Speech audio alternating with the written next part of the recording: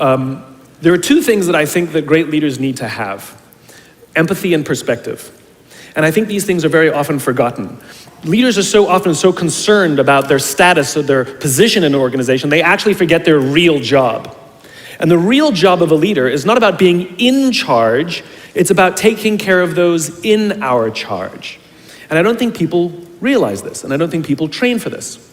When we're junior, our only responsibility is to be good at our jobs. That's all we really have to do. And some people actually go get advanced educations so that they can be really good at their jobs, accountants or whatever, right?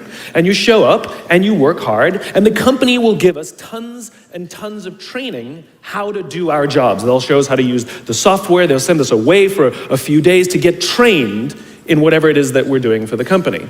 And then they expect us to go be good at our jobs. And that's what we do, we work very hard.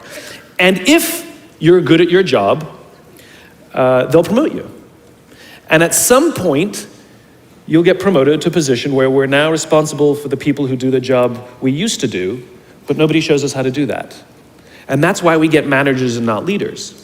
Because the reason our managers are micromanaging us is because they actually do know how to do the job better than us. That's what got them promoted. Really what we have to do is go through a transition. Some people make it quickly, some people make it slowly, and unfortunately some people will never make that transition at all. Which is we have to go through this transition of being responsible for the job and then turning into somebody who's now responsible for the people who are responsible for the job. And as I said before, one of the great things that is lacking in most of our companies is that they are not teaching us how to lead. And leadership is a skill like any other. It is a practicable, learnable skill. And it is something that you work on. It's like a muscle. If you practice it all the days, you will get good at it and you will become a strong leader. If you stop practicing, you will become a weak leader.